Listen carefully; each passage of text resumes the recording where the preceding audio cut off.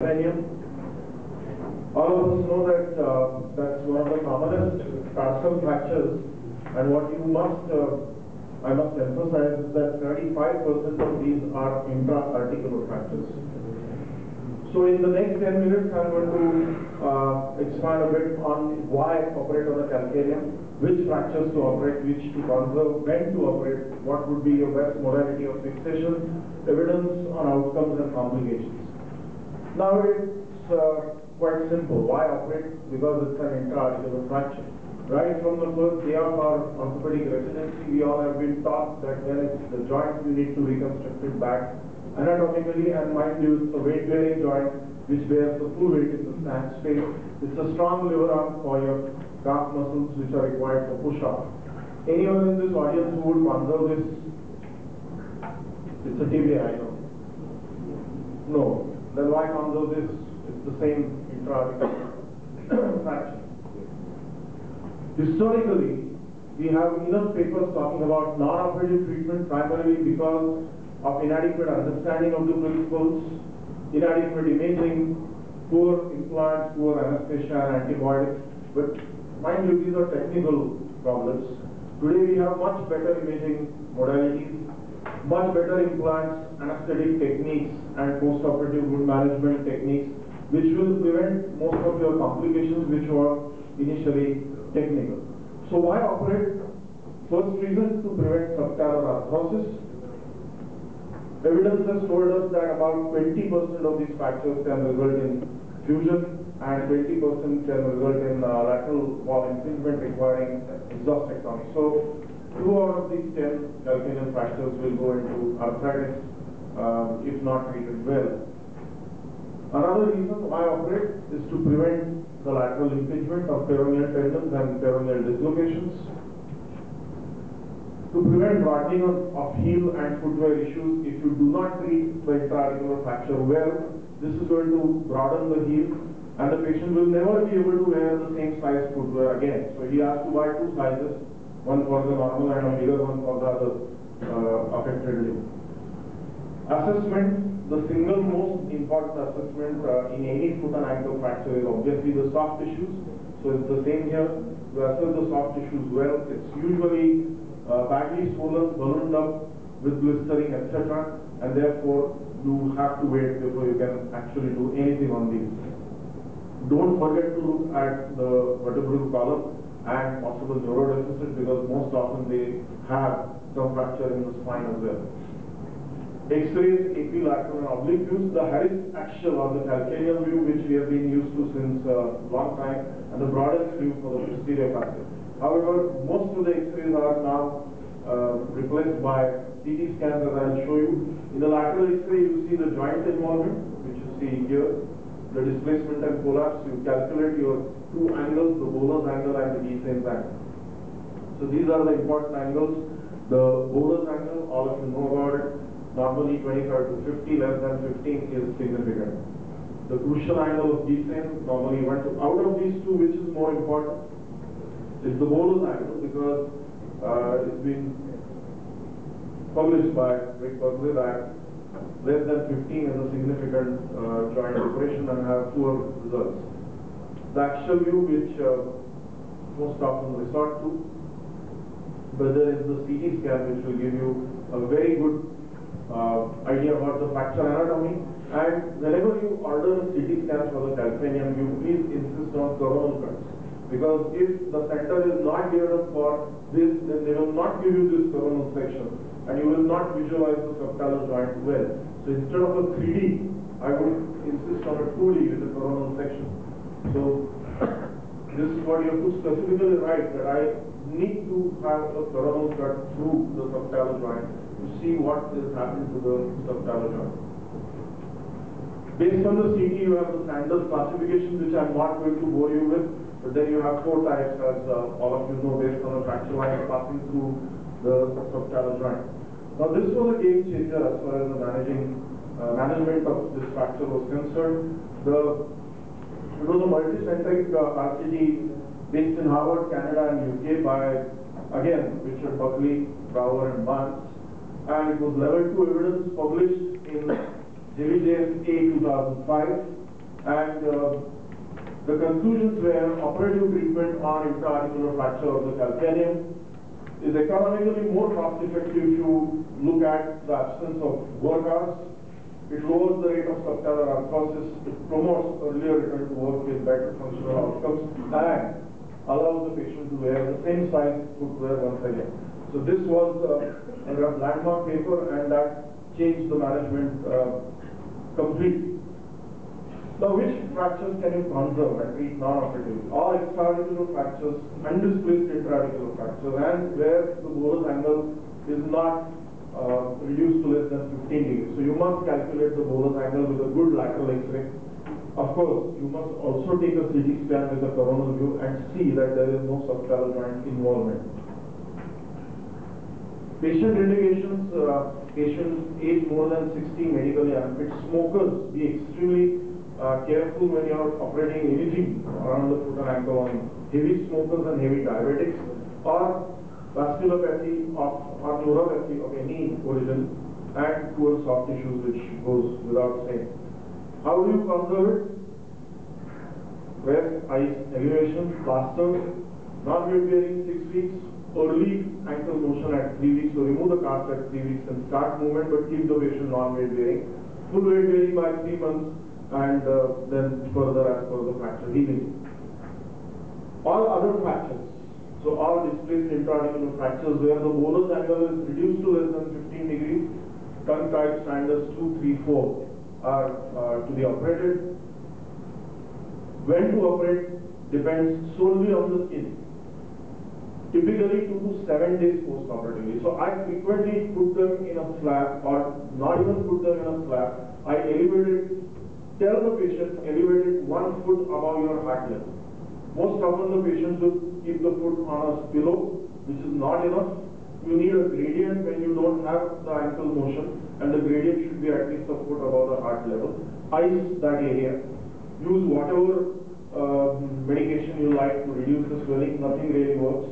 It's only the gravity. A tip out of the book that we use here in Century is if the hemodynamically and BP-wise the patient is stable, I tend to put them into a negative fluid metabolism. So I give a shot of Lasix, 20 milligrams early in the morning, to keep them dehydrated. So that reduces the swelling pretty soon. Operate only when you see the wrinkle sign. Enough has been talked about it, but within 3 weeks. So if it's more than 3 weeks, you can't really do justice to what you're doing. So I actually send them home and tell them to come back after 5 days. Those who come back, I operate. Those who don't, I'm happy with it. Because anyways, if they try to hurry you, then you are going to land up into more trouble. You tell them that 1 day of hurry will land you in and out of this hospital for next 6 months. So don't hurry me at all. Principles: restore the anatomy, shape and height, alignment of the height. So lateral column, 2 joints, the subtalar joint, paramount importance, and also the calcaneum cuboid joint. Don't forget that. So the aim is to correct the calcaneum height, the width, and the varus. Operative options, you have 2 options, minimally invasive fixations, which are becoming more and more popular, especially in back soft tissues, and plating. Primary fusion, not very happy with. I think Professor Ortner will dwell more upon, but then I would like the calcaneum to heal before going on to a subtalar fusion. Percutaneous fixations look easy, especially in those tongue-type fractures, and we have been taught about effects localisty and other numbers, but they're best for C-type or the tongue-type fractures. They can be done with bad soft tissues, but a word of caution: unless you have done enough open fixations, do not venture into a minimally invasive elevation and screw fixation. They cannot be done after 2 weeks. And tell the patient when you are embarking on a minimally invasive fixation that you might have to abort and go all the way and open it, maybe at a later date. So you must warn the patient about it, because you may not be able to elevate the joint so well. And that is where your coronal CT cut shows you where it is exactly depressed. So best results as per literature in Sanders type 2, impossible to visualize the medial facet and the sustentacular fragment unless you have a very, very good axial view on table, and it frequently results in inadequate subtalar reduction and persistent heel widening. This is not what I say, but it is adequately published. So if you look at this largest multicentric, the same trial again, need for secondary arthrodesis was 4% in open reduction and 20% in minimally invasive. Our own study from India by Mandeep Dhillon, who published this in on minimally invasive surgery. If you look at this, very good, very well done publication. The results are good in standards, are only up to standards 2. So when you go to 3, it's not as good as you would like to be. So to give you a short treatment algorithm, standard 1 can be treated non-operatively, 2 by minimally invasive as well as open reduction, 3 definitely by open reduction, and 4 where it is badly comminuted, you might just wait, treat non-operatively and go for a delayed fusion on demand. Implants, a lot of plates have come up right from the simple, the reconstruction plate which we used initially to the perimeter plate, locked and the non-locked ones. There is no need to use locking plate if the bone quality is good. Approaches, extensile lateral, the standard lateral, sinus casta approach, which is again becoming more and more popular. We are using it quite frequently now, and very rarely a medial opening may be required. The most important, whatever approach you take, is to realize that you should not dissect between the skin and the subacute tissue. Please take a full thickness flap right up to the skin, elevate it to the lateral malleolus, put a pin in the lateral malleolus, and then don't touch that flap at all. So I do it in the lateral position. So this is what I'm talking about. Once you elevate this flap from the calcaneum up to here, you use these K wires as retractors and don't touch this flap, and don't use a right angle retractor ever. You may or may not tap the peloni. You can take it along with the flap up if you are happy with your joint exposure. Sometimes you may need to maneuver this and dissect it out. The lateral wall is usually bunched up, so you take it out as a flap, then only you see the joint well.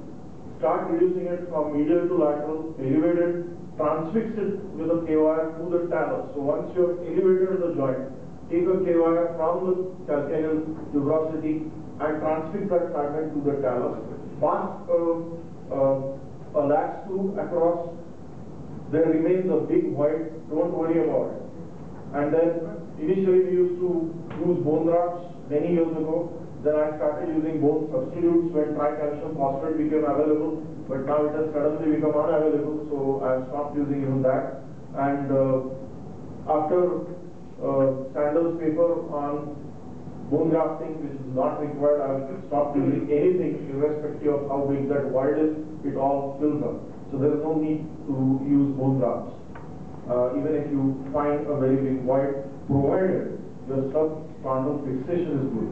So if you are sure that it's not going to collapse, then by the time you start full weight bearing, it will heal. Post-operatively, this is the protocol we follow. Just a slap for 3 weeks and then mobilize the ankle. No touch weight bearing for 6 weeks, full weight bearing at 3 months. Immediate mobilization has shown to be of better outcomes. I don't know, the professor as well as Sampath can highlight more on it. I haven't started immediately moving them ever. I wait for 3 weeks and then do it. A few examples.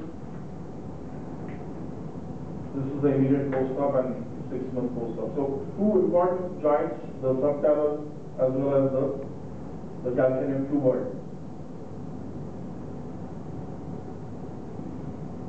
And the varus of the calcaneum, which should be adequately corrected. This is again 6 months post-op. This is a completely collapsed subtalar joint, and here a simple blade has been used. Not a very adequate elevation, I would say. The initial cases which we started with and an additional tuberosity fixation. So you may need 2 additional screws. One is for the tuberosity if it is level, and the second is for the the interfragmentary screw fixation. Laborers tend to fall from slabs and they get frequently bilateral calcaneum and spine fractures. So this is a big chunk of the patients that we get here. So these are the cases. Another badly smashed calcaneum, and this is at 2 months. And complications, I think there is another talk going to be there on complications. I'll stop short here. The most important complication, if you look at the operative group, is about the wound. And that is why I want to stress upon the timing of surgery. Do not venture into opening it unless you are very sure that the soft tissue is good enough. If you see, there are many more complications in the non-operative group than in the operative group, and most of these are within your control. So I stop here and wish you all a happy New Year.